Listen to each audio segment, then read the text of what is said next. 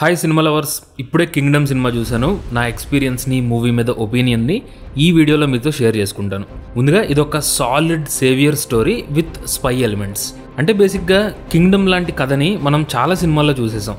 కలేజా నుండి కేజీఎఫ్ వరకు ఒక హీరో వచ్చి కొంతమంది జనాన్ని కాపాడడం అనేది హీరో జర్నీలో ఒక క్లాసిక్ స్టోరీ టెల్లింగ్ ట్రోప్.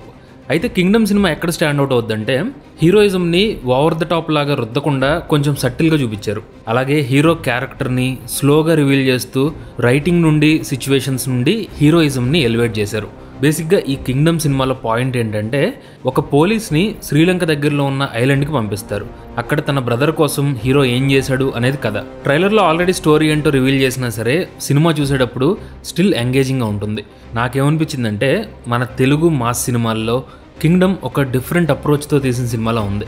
అంటే ఆర్గానిక్గా కథ నుండి సూర్య అనే క్యారెక్టర్ నుండి మాస్ మూమెంట్స్ని క్రియేట్ చేయడం కానీ, బ్రదర్ ఎమోషన్ని సేవియర్ అనే టెంప్లెట్తో బ్యాలెన్స్ చేసిన విధానం కానీ, వీటన్నిటిని ఒక స్పై స్టోరీలా చెప్పడం కానీ ఇదంతా నాకు చాలా బాగా నచ్చింది. ఒక్క ముక్కలో చెప్పాలంటే కింగ్డమ్ ఒక new age commercial cinema. Jersey తీసినటువంటి గౌతమ్ కింగ్డమ్తో ఒక సాలిడ్ ఫిల్మ్ మేకర్గా తన ప్లేస్ని అలానే మెయింటైన్ చేశారు. సో కింగ్డమ్ కథ తెలిసిందైనా సరే స్క్రీన్ ప్లే ఎంగేజింగ్గా ఉంటుంది. ఇండివిజువల్ సీన్లు, యాక్షన్ సెట్ పీస్లు అన్నీ పక్కాగా ఉన్నాయి. సినిమాలో ఎమోషన్స్ కూడా చాలా వరకు కనెక్ట్ అయినాయి. ఇకపోతే నెక్స్ట్ ఆబ్వియస్గా మాట్లాడుకోవాల్సింది Vijay Deverakonda, the actor is back. ఫైనల్గా చాలా రోజుల తర్వాత విజయ్ ప్యూర్ పర్ఫార్మెన్స్ ఈ సినిమాలో మనం చూస్తాం. నాకైతే కొన్ని సీన్స్లో కళ్ళలో నీళ్ళు వచ్చినాయి. ఇది కదా ఇన్ని రోజులు మిస్ అయ్యామన్న ఫీలింగ్ కూడా వచ్చింది. ఎమోషనల్ సీన్స్లోనూ మంచి మాస్ మూమెంట్స్లోనూ విజయ్ పర్ఫార్మెన్స్ చూశాక హ్యాపీ అనిపించింది. అలాగే విజయ్తో పాటు కింగ్డమ్లో కొన్ని అమేజింగ్ యాక్టింగ్ పర్ఫార్మెన్స్లు ఉన్నాయి. సపోజ్ రీసెంట్గా స్పీచ్తో అదరగొట్టినటువంటి విలన్ క్యారెక్టర్ చేసిన వెంకటేష్ కూడా ఈ మూవీతో తెలుగులో ఒక సాలిడ్ డెబ్యూ ఇచ్చాడు. ఇక మోస్ట్ టాలెంటెడ్ సత్యదేవ్ గురించి అయితే సపరేట్గా చెప్పక్కర్లేదు, చాలా బాగా చేశారు. ముఖ్యంగా విజయ్కి సత్యదేవ్కి మధ్య కొన్ని ఎమోషనల్ సీన్స్ ఉంటాయి, అవి సినిమాలో మెయిన్ హైలైట్ అని చెప్పాలి. ఇకపోతే ఈ సినిమా ఇలాంటి ఇంపాక్ట్ ఇచ్చింది అంటే ఖచ్చితంగా ముగ్గురు గురించి మనం మాట్లాడుకోవాలి.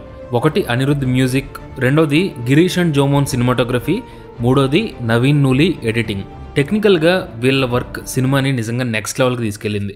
ముఖ్యంగా అనిరుద్ధ్ బ్యాక్గ్రౌండ్ స్కోర్ మరీ ఎక్కువగా లౌడ్గా లేకుండా ఒక సటిల్ మాస్ ల్యాండ్స్కేప్ని క్రియేట్ చేసింది.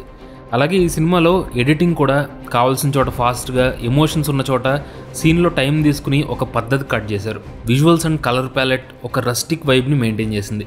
సో ఓవరాల్గా చూసుకుంటే ఒక మంచి క్వాలిటీ ఉండేటువంటి వెరీ వెల్ మేడ్ మూవీ. అయితే ఈ సినిమా మొత్తం చూసేసిన తర్వాత ఆలోచిస్తే కొన్ని పాయింట్స్ ఇంకా బెటర్గా కూడా చేసి ఉండొచ్చు అనిపించింది.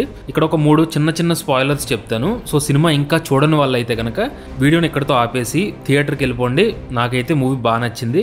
ఇంప్రూవ్మెంట్ ఉండొచ్చు అనిపించినవి ఏంటంటే హీరోకి హీరోయిన్కి మధ్య రిలేషన్షిప్ని సరిగా బిల్డ్ చేయలేదు. నాకు తెలిసి మోస్ట్లీ లెంగ్త్ ఎక్కువైందని చెప్పి కట్ చేసి ఉండొచ్చు, బట్ స్టిల్ ఆ లోట్ అయితే కనిపించింది. అలానే కింగ్డమ్ మూవీ క్లైమాక్స్లో విక్రమ్లో రోలెక్స్ లాగా ఒక సాలిడ్ క్యామియోకి స్పేస్ ఉంది. మేబీ ఈ మధ్యకాలంలో అన్ని మాస్ సినిమాల్లోనూ రొటీన్ అయిపోయిందని చెప్పి స్కిప్ చేసి ఉండొచ్చు, బట్ ఒక స్టార్ని కనుక విలన్ క్యామియోలా పెట్టుంటే ఇంకా బాగుండేది. అండ్ సెకండ్ హాఫ్లో క్లైమాక్స్ కొంచెం హడావిడిగా రష్ చేసినట్టు అనిపించింది.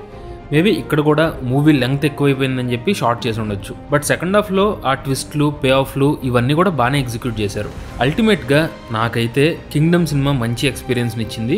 ఆల్రెడీ చూసిన వాళ్ళు మీకేమనిపించిందో కింద కామెంట్ చేయడం మర్చిపోకండి. Thanks for watching this video.